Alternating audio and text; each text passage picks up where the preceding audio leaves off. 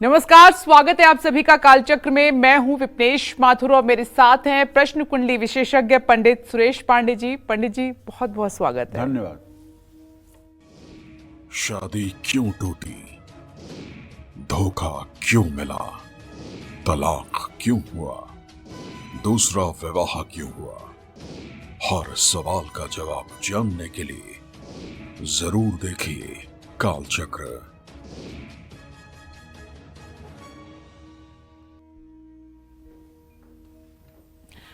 जी हाँ, हमारे शास्त्रों और समाज के अनुसार शादी विश्वास, पवित्रता और जन्मों जन्मों का बंधन माना जाता है। कहा जाता है कि अगर अच्छा जीवन साथी मिल जाए तो पूरा जीवन सुखी, संतुष्ट और खुशहाल व्यतीत होता है। लेकिन कई पति पत्नी इस पावन पवित्र बंधन को निभा ही नहीं पाते। छोटी छोटी बातों से शुरू हुई नोक-झोंक, छोटी छोटी लड़ाई कब तलाक का कारण बन जाती हैं पता ही नहीं चलता। किसी की शादी तय होते ही टूट जाती है तो किसी को शादी में धोखा ही मिलता है। कोई शादी करके परेशान ही रहता है तो किसी के भाग्य में 2 शादियों का योग होता है। कुंडली में ऐसे कौन से ग्रह स्थितियां बनती हैं या कुंडली में ऐसे कौन से दोष होते हैं जो वैवाहिक जीवन में हमेशा खलल ही पैदा करते हैं, कभी रिश्ते को ठीक से चलने नहीं देते। यही आज कालचक्र में पंडित जी आपको बताने वाले हैं। साथ ही सुखी वैवाहिक जीवन के लिए कौन से उपाय सबसे कारगर साबित होंगे, ये भी आज पंडित जी आपको बताएंगे। तो जैसा कि हमने बताया कि आज की हमारी चर्चा बहुत खास है। ये अमूमन आजकल जो वैवाहिक जीवन में प्रॉब्लम्स चल रही हैं जो इतनी बड़ी हो जाती हैं जबकि उन्हें नहीं होना चाहिए, इन सब समस्याओं का समाधान आज पंडित जी आपको बताने वाले हैं। तो शो को ध्यान से देखिएगा और पंडित जी को ध्यान से सुनिएगा। आइए चर्चा की शुरुआत करते हैं। वो कौन से ऐसे ग्रह हैं या ग्रह स्थितियां हैं जो एक से ज्यादा विवाह का योग बनाती हैं, आइए पंडित जी से जान लेते हैं। पंडित जी, ये बड़ी समस्या है अभी समाज में। आपके लाइव कार्यक्रम के दौरान भी कई बार लोग यही सवाल पूछते हैं कि जिंदगी ठीक नहीं चल रही है, दूसरी तलाक की नौबत आ गई है, तलाक हो गया है या दूसरी शादी के लिए वो देख रहे हैं। तो ऐसा क्यों है? क्या ये आपस में अंडरस्टैंडिंग की कमी है, वाकई में ऐसे ग्रह दोष होता है जो स्थिति बनती है? देखो विपिन, सही बात यह है, ग्रहाराज्यम प्रयक्षन्तिम ग्रहाराज्यम हरंत च ग्रहर्व्याप्तम मिदम सर्व त्रैलोक्य सचराचरम। अगर ज्योतिष की बात की जाए तो सीधी सी बात है कि जीवन के सारे सुख दुख पूर्व निर्धारित हैं। तो फिर मनुष्य जन्म पाने से फायदा क्या? ये भी सोचने की बात है जी कि हमारे कर्मों का क्या मतलब है अगर सब कुछ पहले से निर्धारित है। तो 3 प्रकार के हमारे कर्म हैं। एक तो हमारा संचित कर्म है जी, जिसे हम गोडाउन कहते हैं। वहां हमारे अनंत जन्मों का पाप पुण्य का लेखा भरा हुआ है। दूसरा हमारा प्रारब्ध है जो हमारा थोड़ा सा शुभ और अशुभ लेकर के शरीर के रचना के साथ सेट कर दिया गया है। और तीसरा क्रियमाण है, हम कैसा कर्म कर रहे हैं उसके अनुसार वर्तमान में हमारा कैसा बन रहा है। तो जो प्रारब्ध है, अशुभ और शुभ को लेकर के हमारे शरीर का निर्माण जब हुआ, पिंड का निर्माण हुआ, तो जो ब्रह्मदेव ने छठी रात में लिख दिया उसमें ये बात भी लिख दी जाती है कि इनको पति या पत्नी का सुख कैसा मिलेगा, पति या पत्नी रोगी होगा कि स्वस्थ होगा, पति या पत्नी उच्च कोटि का होगा कि सामान्य होगा। ठीक है, ये सब हस्तरेखाओं में भी दिखता है जी, जन्म कुंडली में भी दिखता है और शरीर के चिन्हों से भी दिखता है, शरीर के चिन्हों से भी दिखता है। अब इसको जानने वाला होना चाहिए, इसको परखने वाला होना चाहिए। जी, तो हम ये मानते हैं, चूंकि हम ज्योतिष करते हैं इसलिए हम ये मानते हैं कि सब कुछ पहले से निर्धारित है। जैसे कुंडली में सुंदर विवाह का योग, लग्नेश सप्तमेश मित्र हों, उच्च राशि में हों। अगर पुरुष की कुंडली में है तो उसकी पत्नी पद्मिनी होती है। पद्मिनी स्त्री का परिचय होता है कि उसके ठीक कंठ के अंदर एक काला तिल होता है। पद्मिनी स्त्री जब चलती है तो धरती से आवाज नहीं निकलती है, किसी तरह से खिस खिस की आवाज नहीं निकलती है। और उसके गर्दन थोड़े से पतले होते हैं, उसके वक्षस्थल और कंधे अनुपात में होते हैं, और सबसे बड़ी बात होती है पद्मिनी स्त्री के शरीर से सुगंध निकलती है, कभी दुर्गंध नहीं निकलती है। तो कहने का मतलब पद्मिनी स्त्री जिस घर में भी जाएगी वहां हर प्रकार का राज्य सुख अपने आप हो जाएगा जी। इसी तरह से कुछ पुरुष होते हैं जो बड़े प्रतापवान होते हैं। जिन महिलाओं की कुंडली में सप्तम भाव का स्वामी उच्चस्थ होता है, सप्तम भाव का स्वामी शुभ ग्रहों से दृष्ट होता है, उसका पति अतुलित बलशाली और त्रैलोक्य पर अपना विजय पताका फहराने वाला और हर प्रकार से सुख संपन्नता को देने वाला होता है, ये पहले से निर्धारित है। अगर जन्म कुंडली में 7वें घर का स्वामी द्वितीय भाव में किसी कन्या की कुंडली में बैठा है तो ये मतलब विधवा योग का संकेत है। अगर किसी पुरुष की कुंडली में द्वितीय भाव में सप्तमेश बैठा है तो पत्नी मरण योग का संयोग है। ऐसे जातक की पत्नी या तो आत्महत्या कर लेती है या स्वयं बीमारियों से मर जाती है।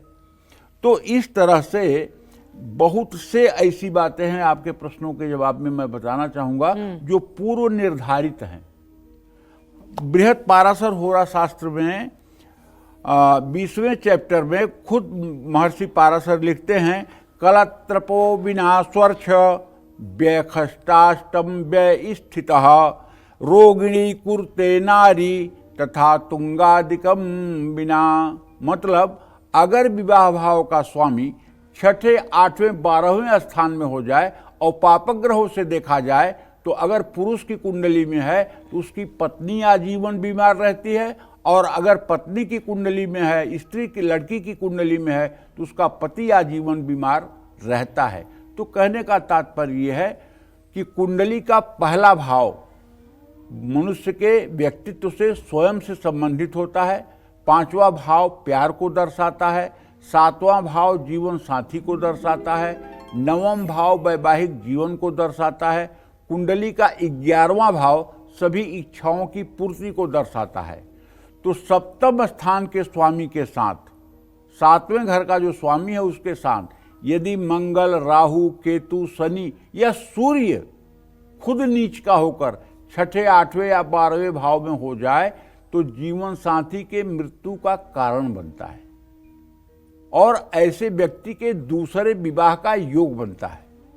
इसमें भी अगर केवल 2 पापग्रह सप्तम भाव में हो जाएं और लग्न में भी कोई पापग्रह हो जाए तब तो पक्का है कि ऐसे जातक का 2 या 3 विवाह होता ही है, चाहे वो लड़की हो चाहे वो लड़का हो।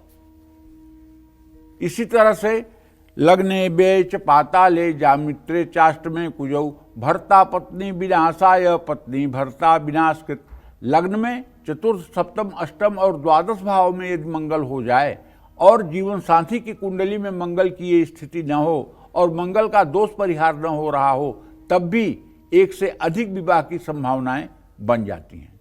लग्न 7वें भाव और चंद्र लग्न में द्विस्वभाव राशि यानी मिथुन, कन्या, धनु या मीन राशि हो तो व्यक्ति का 1 से अधिक विवाह होता है।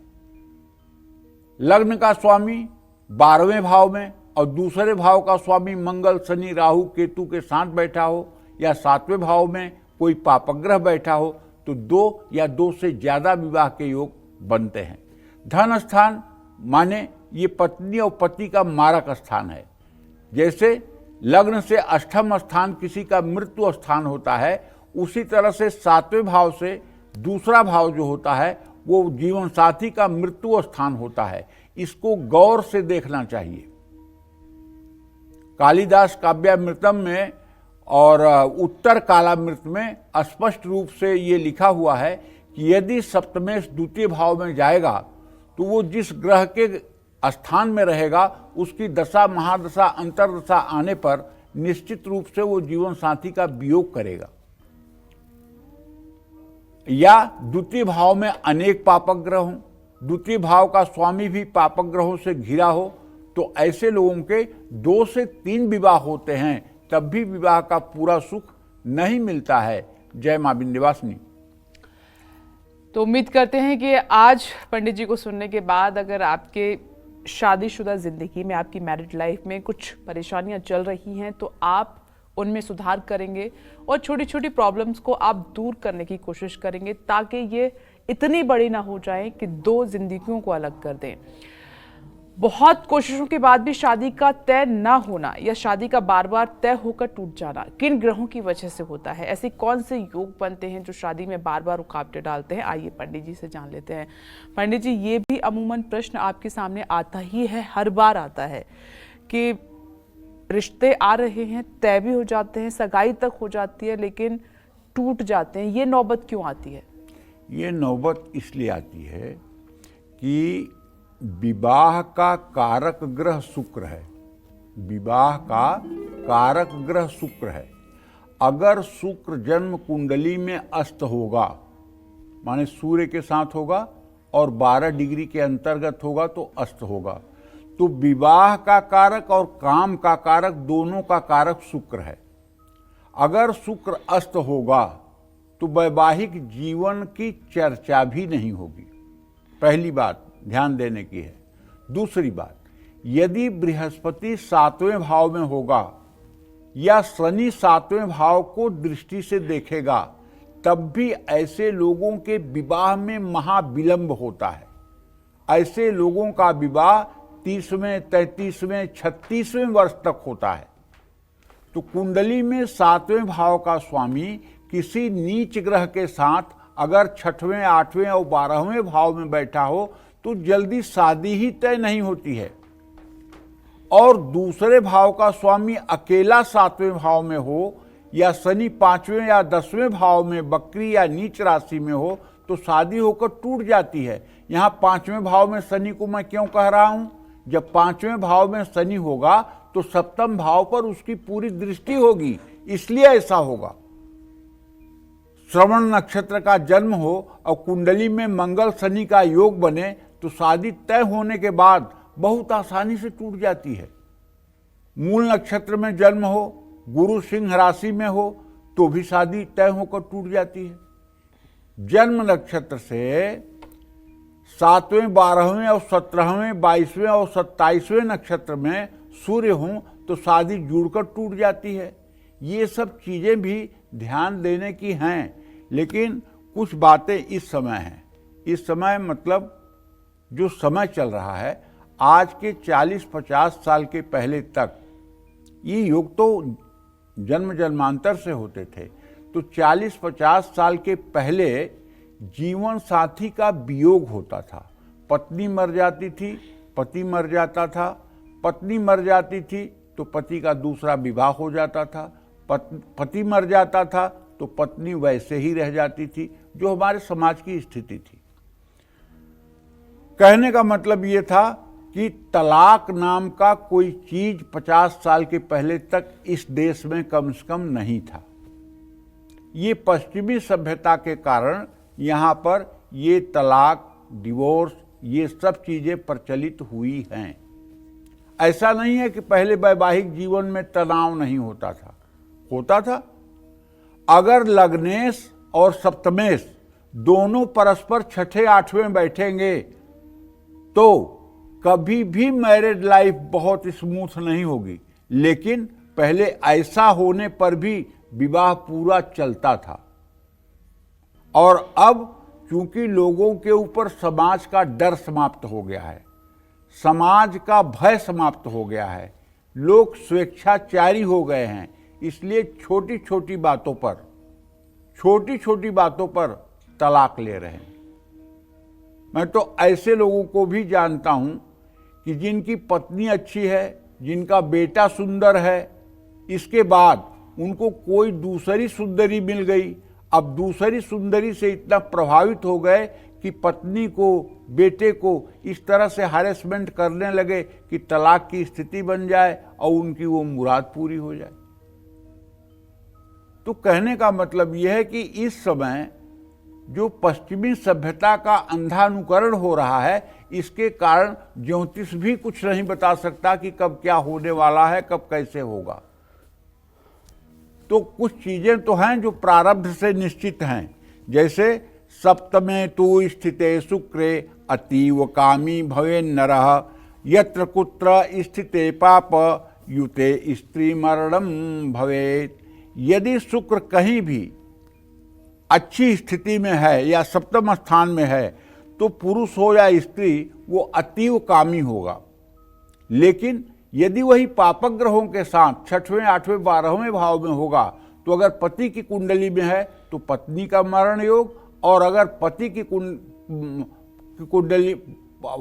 की कुंडली में होगा तो पति का मरण योग घटित होगा।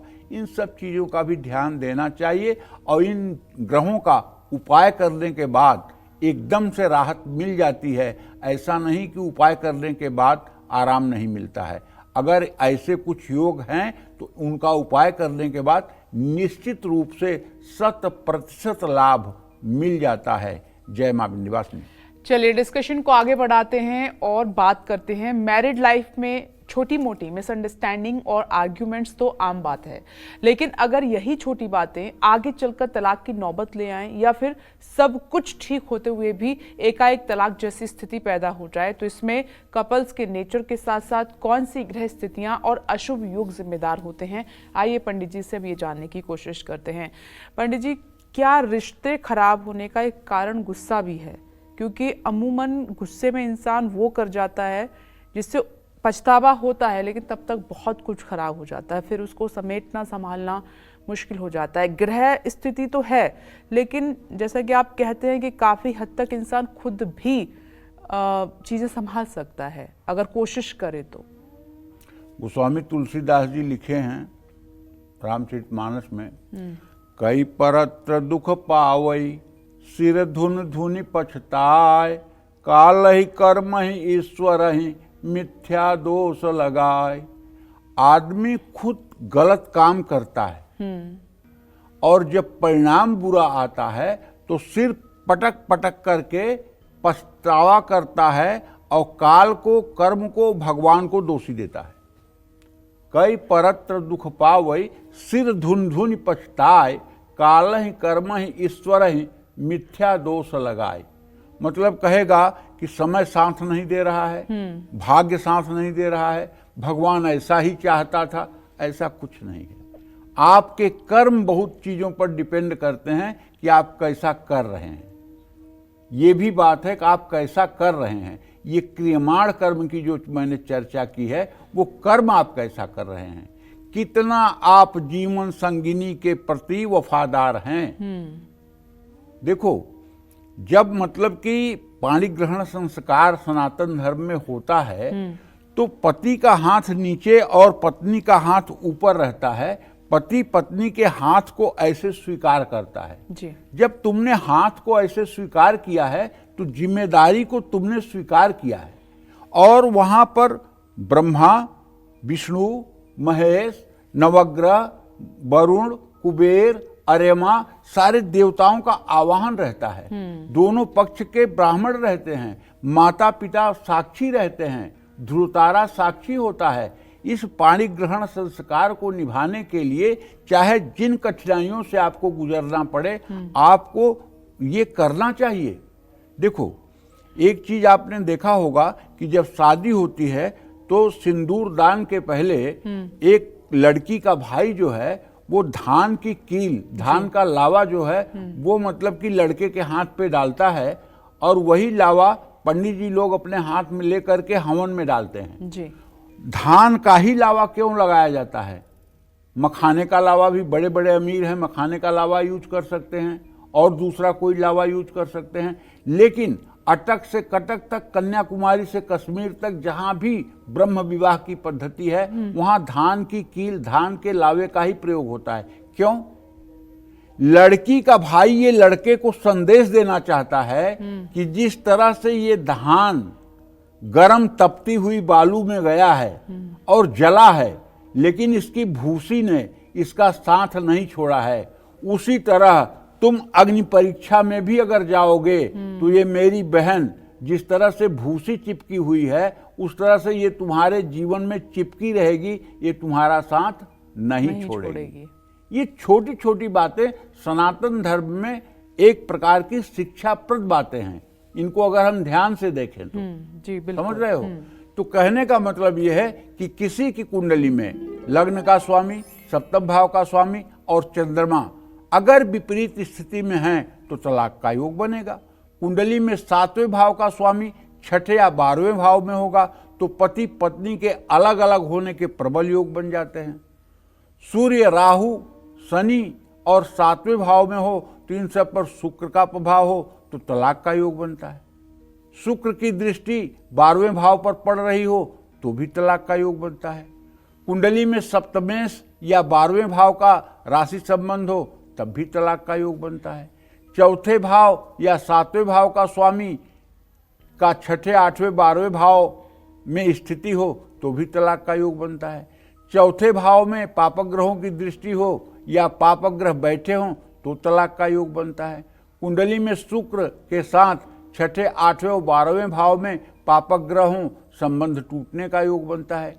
कुंडली में शुक्र नीच राशि या बकरी राशि का होकर 6ठे, 8वें, 12वें भाव में बैठा हो तो भी वैवाहिक जीवन टूटता है। लेकिन एक चीज अब पॉजिटिव भी सुन लीजिए। पॉजिटिव चीज ये है, महर्षि पाराशर लिखते हैं, जायाधीश शुभे युक्त दृष्टवा बल संयुतः तदा जातो धनीमानी शुभ सौभाग्य संयुतः। इसका अर्थ ये है कि यदि सप्तम भाव का स्वामी शुभग्रह से दृष्ट हो और शुभग्रह के साथ युत हो तो ऐसा जातक धनी मानी और सुख सौभाग्य से संयुक्त दाम्पत्य जीवन को जीने वाला होता है। जय मां विंध्यवासिनी। हर रिश्ते की नींव लॉयल्टी पर टिकी होती है। कहते हैं कि अगर किसी रिश्ते में संदेह या शक की एंट्री हो जाए तो उस रिश्ते को टूटने से कोई नहीं बचा सकता। अगर आपके साथ भी ऐसा ही हो रहा है तो आपका जीवन साथी आप पर संदेह करता है, शक करता है, बार बार आपको शादी में धोखा ही मिलता है या किसी थर्ड पर्सन की वजह से आपकी मैरिड लाइफ में खटास पड़ती जा रही है, इसके लिए कौन सी ग्रह स्थितियां जिम्मेदार हैं? आइए पंडित जी से जान लेते हैं। पंडित जी बताइए। देखो, विवाह का कारक ग्रह जो है ना वो शुक्र है, ये बात पक्की तरह से जान लीजिए। लेकिन विवाह को खराब करने वाले ग्रह मंगल भी है, शनि भी है, चंद्रमा भी है, राहु केतु भी हैं। विवाह को खराब करने वाले सारे ग्रह हैं। ये सब मनुष्य के व्यक्तित्व के बारे में बताते हैं। मंगल पापक ग्रह है, क्रूर ग्रह है, दूसरे ग्रहों के साथ मिलकर अनैतिक संबंधों का कारण बनता है। शुक्र प्रेम का कारक ग्रह है और चंद्रमा मन का कारक ग्रह है। ऐसे में मंगल, शुक्र और चंद्रमा की कुंडली में स्थिति देखकर वैवाहिक जीवन में मिलने वाले धोखों के बारे में जाना जा सकता है। जैसे किसी लड़की की कुंडली में किसी भी स्थान पर कन्या राशि में मंगल हो तो चरित्र पर संदेह किया जा सकता है, लेकिन अगर शुभग्रह की दृष्टि होगी तो ऐसा नहीं होगा। ये भी ध्यान देना चाहिए, केवल एक पक्ष नहीं देखना चाहिए। जैसे किसी की कुंडली में मंगल और शुक्र एक साथ हों तो ऐसा आदमी कुछ एंटी सेक्स ज़्यादा अट्रैक्टिव होता है, लेकिन इसका मतलब ये नहीं कि सबकी कुंडली में ये फल घटेगा। हाँ, अगर बृहस्पति की दृष्टि है तब कुछ नहीं होगा, वो एकदम गंगा जल जैसा पवित्र होगा। अब आधी अधूरी ज्ञान है और किसी की कुंडली देख करके आप खराब बात बोल दोगे, ये गलत है। आप देखो कि उस भाव को कौन सा शुभग्रह देख रहा है। अगर वहां दृष्टि पड़ रही है बृहस्पति की, वहां चंद्रमा की दृष्टि पड़ रही है, शुभग्रह और शुभ नवांश में है, तो निश्चित रूप से वो गलत नहीं, वो अत्यंत सही होगा। इसी तरह से लड़की की कुंडली में शुक्र मंगल अगर एक राशि में है तो ऐसे लोग वैवाहिक जीवन में ईमानदार नहीं होते हैं, सही बात है। लेकिन तब जब वृषभ या वृश्चिक राशि में दोनों हों या मिथुन राशि में शुक्र हो और वो अपने नवमांश में अर्थात वृषभ और तुला के नवमांश में स्थित हो, तब ये स्थिति हो सकता है, तब ये कामातुर योग बन सकता है। लेकिन अन्यथा अगर वो वृषभ या वृश्चिक या मेष के नवमांश में नहीं है तो ऐसा कुछ नहीं होने वाला है। इसलिए ज्योतिष शास्त्र अगाध सागर है। बिना सम्यक ज्ञान हुए, आपको बिना शास्त्रों का संपूर्ण ज्ञान हुए अगर आप किसी के बारे में कुछ खराब बोल देंगे तो उसकी जिंदगी तहस नहस हो सकती है। इसलिए सोच समझ कर बोलिए। अगर पूर्ण ज्ञान नहीं है तो मौन रहिए, नहीं तो दूसरे के जीवन में जहर घोलने का पाप आपको भी लगेगा। और इसीलिए कहा जाता है, दुखिया को न सताइए, दुखिया देगा रोए, जब उसका मुखिया सुने तो तेरी क्या गति होए। अगर आप अपनी अज्ञानता से किसी का जीवन प्रभावित करेंगे तो मैं दावे के साथ कह सकता हूं, इसका दुख आपको भी भोगना पड़ेगा। लग्न का राशि स्वामी पापक ग्रहों से ग्रस्त होकर 12वें भाव में बैठा होगा तो एक व्यक्ति एक से ज्यादा प्रेम प्रसंगों में फंस सकता है और शादीशुदा जीवन में सुखी नहीं रहेगा। कुंडली का लग्न कन्या राशि का हो और 7वें स्थान में शुक्र हो तो ऐसा व्यक्ति अपने जीवन साथी के प्रति ईमानदार नहीं रहेगा, क्योंकि नीच राशि पर उसकी दृष्टि होगी। सीधी सी बात है। जिन लड़कों की कुंडली में चंद्र और शुक्र एक ही राशि में होते हैं वो बहुत आसानी से जीवन साथी को धोखा देते हैं। कुंडली के 7वें भाव में अशुभ ग्रह बैठा हो तो एक्स्ट्रा मैरिटल अफेयर की संभावना रहती है। ऐसा व्यक्ति अपने जीवन साथी को बहुत आसानी से छोड़ सकता है। जय मां विंध्यवासिनी। शादी एक ऐसा रिश्ता है जो भरोसे और प्यार पर टिका रहता है, लेकिन कभी कभी इन बातों के अलावा कुछ ग्रह स्थितियां भी बनती हैं जो वैवाहिक जीवन में कलेश का कारण बनती हैं, आपको आपके जीवन साथी से दूर करती हैं, आपसी तालमेल को बिगाड़ती हैं। किन ग्रहों के कारण ऐसा होता है, कौन से ग्रह आपके वैवाहिक सुख को छीन सकते हैं और सुखी वैवाहिक जीवन पाने के लिए कौन से उपाय सबसे ज्यादा फलदायी हैं, यही आज कालचक्र में पंडित जी आपको बता रहे हैं। तो चलिए अपनी चर्चा को आगे बढ़ाते हुए पंडित जी से बात करते हैं, जानते हैं कुछ और ग्रह स्थितियों के बारे में जो आपके पार्टनर को धोखेबाज और आपके वैवाहिक जीवन में धोखे का कारण बनती हैं। आइए जान लेते हैं। तो पंडित जी, वो कौन सी ग्रह स्थितियां हैं जो ये सब प्रॉब्लम्स उत्पन्न करती हैं? बंदभे शुक्र गेहे वा जायाधीशे शुभेक्षिते स्वेक्षगे तु विशेषेण बहुभार्या नरो भवेत्। मतलब अगर शनि की दृष्टि शुक्र के ऊपर हो जाए और जायाधीश माने 7वें भाव का स्वामी शुभग्रह से दृष्ट हो जाए तो ऐसे लोग विशेष रूप से एक से अधिक विवाह करते हैं। राहु की जहां तक स्थिति है, शादीशुदा जिंदगी में धोखा का एक बड़ा कारक ग्रह है राहु। जिन लोगों की कुंडली में राहु खराब होता है या राहु धनु और वृश्चिक राशि का होकर 7वें भाव में या लग्न में बैठा हो, ऐसे लोग प्रायः धोखेबाज होते हैं या फिर जीवन में ऐसे हालत बनते हैं कि व्यक्ति बेईमान हो जाता है। जिन महिलाओं की कुंडली में राहु अशुभ होता है वो अपने रिश्तों के प्रति ईमानदार नहीं होती हैं। केतु के प्रभाव में आकर भी व्यक्ति की सूझबूझ खत्म हो जाती है और ऐसा व्यक्ति किसी के प्रति ईमानदार नहीं रह पाता है। ऐसे लोग अक्सर बुरे कार्यों को अंजाम दे बैठते हैं। तो देखिए, मैं सबसे ज़्यादा ये कहूँगा, ज्योतिष की बात तो अपने जगह है, लेकिन मैं अपने दर्शकों से ये कहूँगा कि देखिए, ये जन्म हमारा आखिरी जन्म नहीं है, इसके बाद बहुत कुछ है। हम जो कर रहे हैं, जो करने जा रहे हैं, जो सोच रहे हैं, इसका परिणाम हमारे इस जन्म के समाप्त होने के बाद मिलने वाला है। क्योंकि स्वर्ग, नरक या फिर जन्म या कीड़े मकोड़े के योनि में आना, ये सब चीज़ों पर डिपेंड करता है। इसलिए हमें ऐसा कुछ नहीं करना चाहिए जो भगवान के दृष्टि में उचित न हो। न तो पत्नी को कभी प्रताड़ित करना चाहिए, न पत्नी के प्रति मन में द्वेष भाव रखना चाहिए, न पति के अलावा और किसी का चिंतन करना चाहिए। ये दोनों लोगों के लिए है कि अपने अपने विचार को शुद्ध और पवित्र रखें।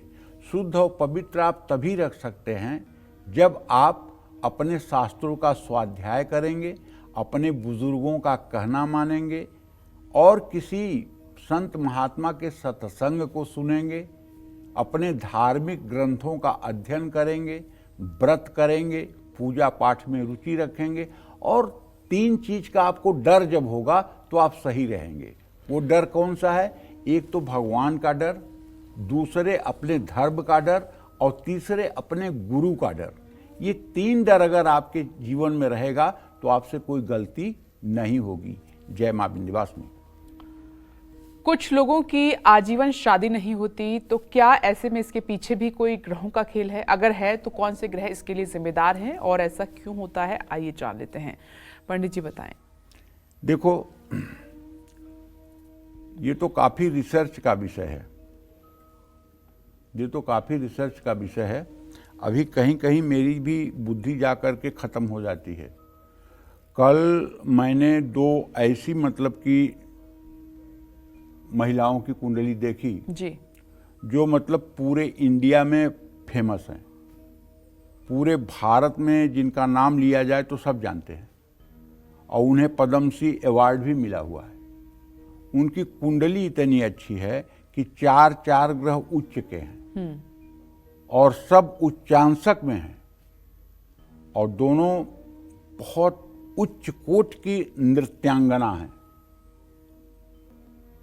और शायद इस देश का कोई ऐसा आदमी होगा जो मतलब कि कला के क्षेत्र को जानता हो, उनको ना जानता हो, सब जानते हैं। लेकिन उनकी शादियां नहीं हुई और सारे ग्रहों की अनुकूल स्थिति है। अब वो कुंडली में सेव करके बैठ गया हूं, अब उस पर रिसर्च करूंगा कि ऐसा क्या भाव बना कि इनको वैवाहिक सुख इन्होंने नहीं लिया और ये बाल ब्रह्मचारिणी हैं। क्या कारण था? कहीं कहीं ये चीजें मतलब कि जो है चैलेंज बन जाती हैं, ये चीजें मतलब कि विषय बन जाती हैं, कुछ चीजें चैलेंज बन जाती हैं। तो इस पर ये तो नहीं कहा जा सकता, लेकिन जहां तक हमारा अनुभव है, जिन लोगों की जन्म कुंडली में पितर दोष बहुत तगड़ा है, माने बृहस्पति राहु के साथ 8वें या 12वें घर में है, तो ऐसे लोगों के यहाँ पितर दोष के कारण बहन भाई सब कुंवारे रह जाते हैं। ऐसे 2-3 परिवारों को तो कम से कम मैं जानता हूं जहां 60-60, 70-70 साल के लोग हैं और बहनें भी कुंवारी हैं, भाई भी कुंवारे हैं। और ये जब पितर दोष होता है तो इस शुभ कार्यों को एकदम ब्रेक कर देता है। और ये पितर दोष तब होता है जब खानदान में कभी त्रिपिंडी श्राद्ध कोई नहीं करता है, नारायण बलि नहीं करता है, गया श्राद्ध नहीं करता है, पितरों का तर्पण नहीं होता है, तो ये स्थितियां बनती हैं। और दूसरी स्थिति तब बनती है जब किसी व्यक्ति का शुक्र एकदम खराब हो जी, शुक्र एकदम निर्बल अवस्था में हो, शुक्र इतना खराब अवस्था में हो कि मतलब कि वो अस्त भी हो और पापक ग्रहों से दृष्ट भी हो, या लग्नेश और सप्तमेश का मतलब कि जो है 6वां 8वां संबंध हो जी, या लग्नेश और सप्तमेश 6ठे 8वें 12वें भाव में बैठे हों, तब भी विवाह नहीं होता है जी, तब भी विलंबित विवाह होता है।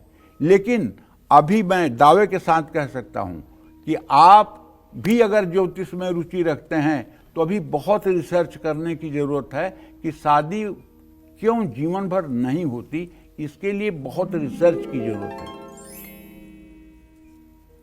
अगर आपकी शादी नहीं होगी, अगर आपकी कुंडली में कुछ विशेष योग बने हुए हैं, जैसे कुंडली में सप्तमेश शुभ स्थान पर नहीं है, सप्तमेश 6ठे 8वें या 12वें स्थान में अस्त होकर बैठा है, सप्तमेश नीच राशि में है, सप्तमेश 12वें भाव में है, लग्नेश या राशि स्वामी 7वें भाव में है, तो कुंडली में चंद्रमा शुक्र एक साथ है, तो उनसे 7वें भाव में मंगल शनि बैठे हों, तो कुंडली में शुक्र और मंगल दोनों 7वें भाव में हों, तो कुंडली में शुक्र मंगल दोनों 5वें या 9वें भाव में हों, तो जब शुक्र किसी पापक ग्रह के साथ हो 5वें या 9वें भाव में हो, तब शुक्र बुध शनि तीनों ही ग्रह कुंडली में नीच हो जाएं, या जब 5वें भाव में चंद्रमा हो, 7वें या 12वें भाव में 2 या 2 से अधिक पापक ग्रह हो, तब भी विवाह का योग नहीं बनता है। ऐसे लोग आजीवन कुंवारे रह जाते हैं।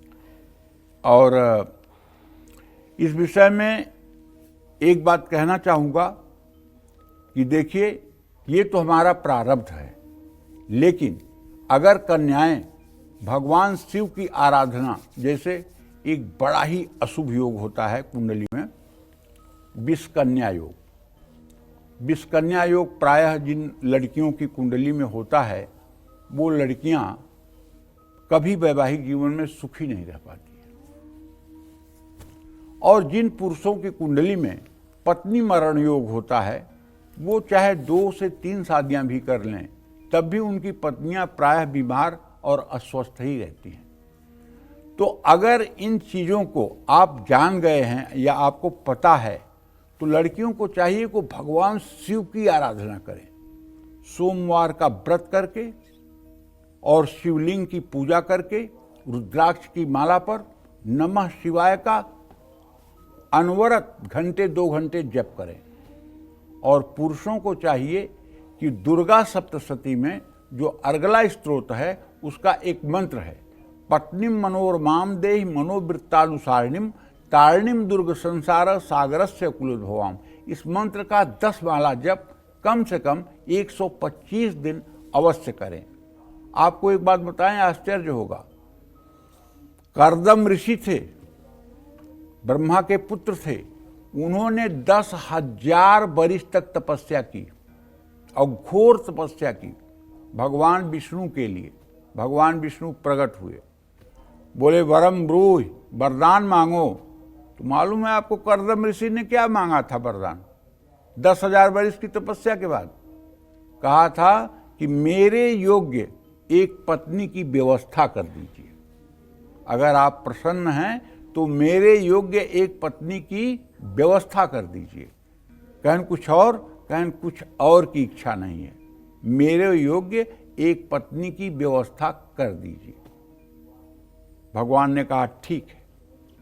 आज से तीसरे दिन मनु महाराज अपने बेटी देवहूति को लेकर के आपके पास आएंगे और आपका विवाह देवहूति के साथ होगा और मैं स्वयं विष्णु आपके यहाँ पुत्र के रूप में, आपके पुत्र के रूप में जन्म लूंगा।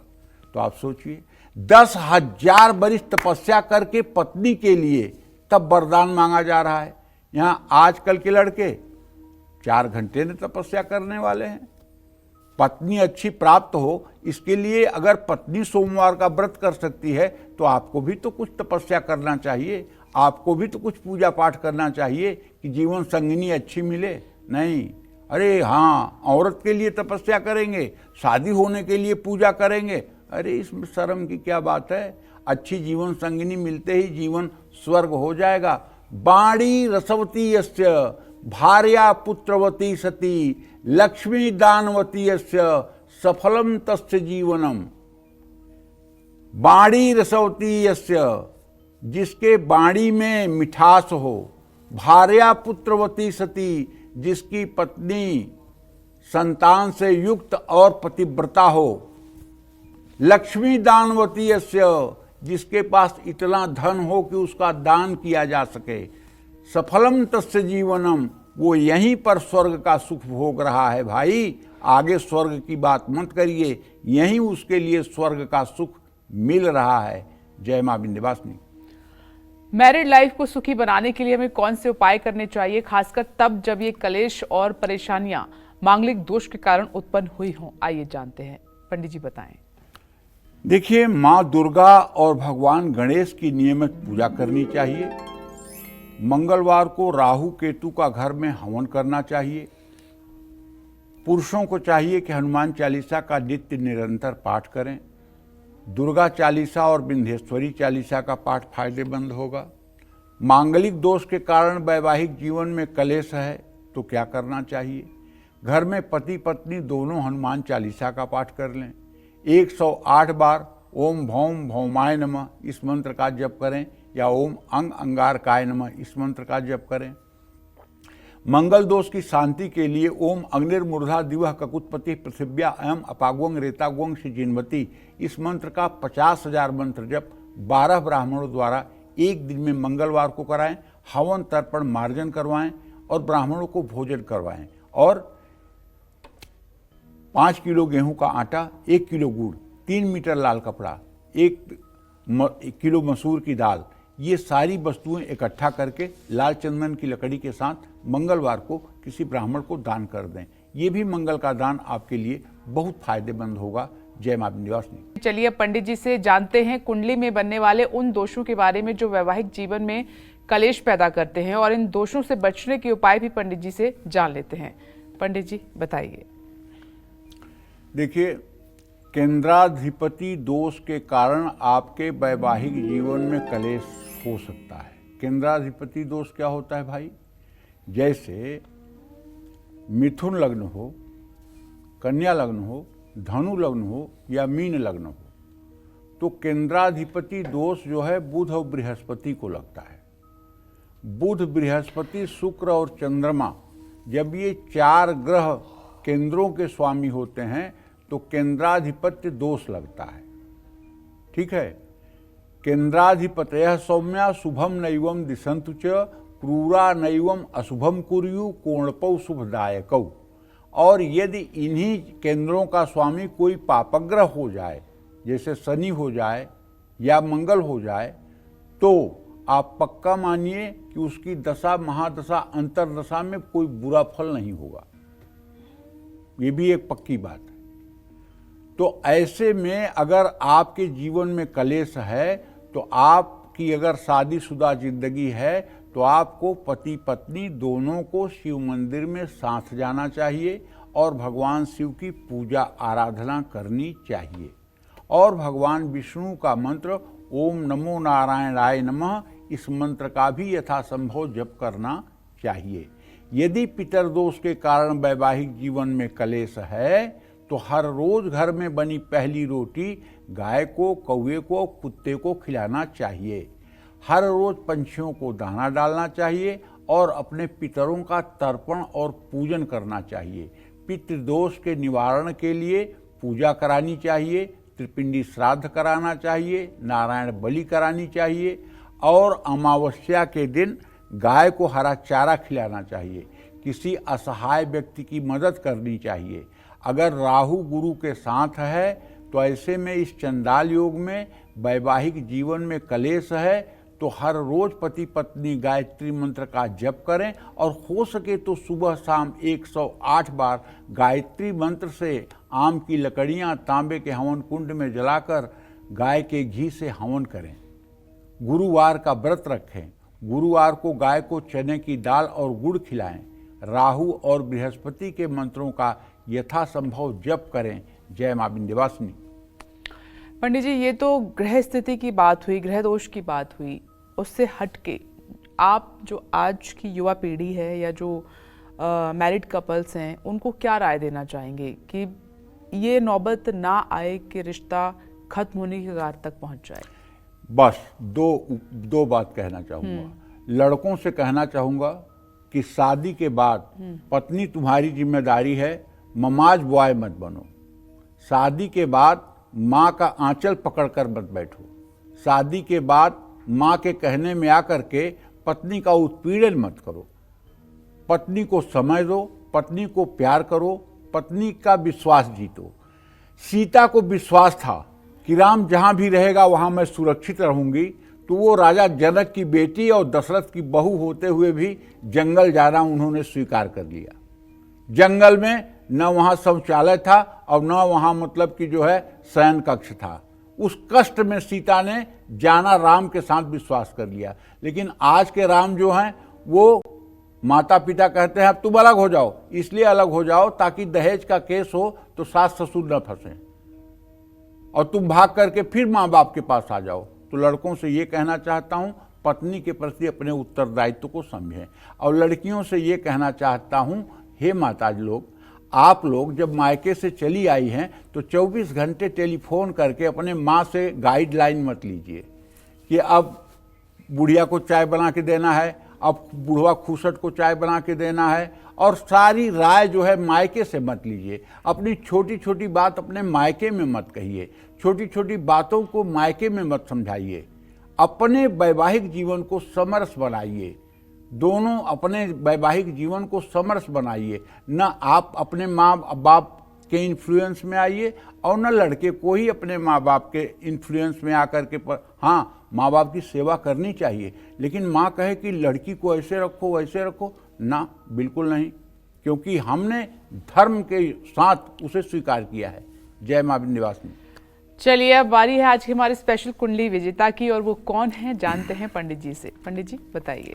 आज के हमारे लकी ईमेल कुंडली विजेता हैं यश त्रिपाठी और ये गोरखपुर से इन्होंने ईमेल किया है। इनकी कुंडली हम बनाकर लाए हैं और कुंडली का फलादेश भी लिख करके हम आपको कुरियर के द्वारा आप तक भेजेंगे। और आप लोग भी अगर जन्म कुंडली बनवाना चाहते हैं, लकी कुंडली विजेता बनना चाहते हैं, तो आप लोग भी ईमेल करें और आप भी चयनित होंगे तो आपकी कुंडली हमारे द्वारा बना करके उसका उपाय लिख करके आप तक भेजी जाएगी। जय मां विंध्यवासिनी। में चलिए पंडित जी से जल्दी से जानते हैं कि वो 9 खास उपाय जो आपकी मैरिड लाइफ से हर ट्रबल को हटा देंगे और आपके तालमेल को बढ़ा देंगे। आइए जान लेते हैं, पंडित जी बताएं। देखिए, वैवाहिक जीवन को सुखी बनाने के लिए क्या उपाय करना चाहिए। मंगलवार को छोटे बच्चों को बतासा बांटना चाहिए। हनुमान जी की उपासना पुरुषों को करना चाहिए। सुंदरकांड का पाठ करना चाहिए। लड़कियों को मंगल चंडिका या मंगला गौरी का पाठ करना चाहिए। लड़कियों को रामचरितमानस में बालकांड में जो सीता जी जाती हैं पार्वती जी की पूजा करने के लिए, तो जो पार्वती जी के लिए सीता जी कहती हैं जय जय जय गिरिराज किशोरी, जय महेश मुख चंद किशोरी, जय गजबदन खडानन माता, तो इन 8 चौपाइयों को रोज पढ़ना चाहिए। और जो कन्याएं विवाह के पूर्व सोमवार का व्रत करती हैं, भगवान शिव का पूजन करती हैं और माँ पार्वती की उपासना करती हैं, मैं दावे के साथ कहता हूं उनके कुंडली में जितना भी खराब दोष होगा, अगर वो सोमवार के व्रत की हैं विवाह के पहले, भगवान शिव की आराधना उन्होंने की है, तो मंत्र महामणि विषय ब्याल के मेटत कठिन कुवंक भाल के, भगवान शिव में वो सामर्थ्य है कि उनका दाम्पत्य जीवन सुखी हो जाएगा। आप कुंडली उनकी देखते रहिए, खराब बोलते रहिए, लेकिन उनकी जिंदगी में चांद सितारे उग जाएंगे, क्योंकि भगवान शिव मंत्र महामणि विषय ब्याल के मेटत कठिन कुवंक भाल के, भगवान शिव की आराधना करने वाली लड़कियां अपने पति को यमराज से खींच करके वापस ले लेती हैं। तो इसलिए मैं सभी से कहना चाहूँगा, पढ़ाई लिखाई के साथ साथ सोमवार के दिन भगवान शिव की आराधना अविवाहित कन्याओं को अवश्य करनी चाहिए। और पुरुषों को चाहिए कि उन्हें एक सुंदर भाग्य लक्ष्मी मिले, इसके लिए विवाह के पूर्व ओम क्लीं पत्नी मनोरमां देहि मनोवृत्तानुसारिणीं तारिणीं दुर्ग संसार सागरस्य कुलोद्भवाम, इस मंत्र का भी जप पुरुषों को करना चाहिए ताकि देवी स्वरूपा कोई कन्या उनके जीवन में प्रवेश करे। जय मां विंध्यवासिनी। तो पंडित जी ने आपको ये भी बताया है। पंडित जी आपने कुछ उपाय भी बताने हैं, जैसे गाय को रोटी खिलाएं। गाय को रोटी खिलाना चाहिए। पंछियों को 7 तरह का अनाज खिलाना चाहिए। हर रोज तुलसी के पौधे में जल चढ़ाकर घी का दिया जलाना चाहिए। रविवार को तांबे के लोटे में जल गुड़ डालकर सूर्य को अर्घ दें। गायत्री मंत्र का जप करें। घर का मुख्य द्वार दक्षिण पूर्व या पश्चिम दिशा में नहीं रखना चाहिए। घर में सीलन न आने दें। आंगन में पीपल का पेड़ न उगने दें। इन सब बातों का ध्यान रखें। लेकिन हाँ, तांबे के लोटे में गुड़ और चीनी नहीं डाली जाती है, ये बात ध्यान रखें। अगर गुड़ चीनी डालने की इच्छा है तो पीतल के लोटे का इस्तेमाल करें या स्टील के लोटे का इस्तेमाल करें तो ठीक रहेगा। जय मां विंध्यवासिनी। तो आपकी शादीशुदा जिंदगी या शादी नहीं हो रही है या कोई और परेशानी है, तो उम्मीद करते हैं आज पंडित जी को सुनने के बाद उन छोटी छोटी प्रॉब्लम्स को आप दूर करने की कोशिश करेंगे और किसी भी विषय को आप अपने बीच में बड़ा नहीं होने देंगे। पंडित जी आपका बहुत बहुत धन्यवाद। उम्मीद करते हैं कि आज का हमारा विषय आपको बहुत पसंद आया होगा। कल फिर एक नए विषय और आपकी परेशानियों को दूर करने के लिए ढेरों उपाय लेकर आएंगे हम पंडित सुरेश पांडे जी के साथ। तब तक के लिए कालचक्र की टीम को दीजिए इजाजत। नमस्कार।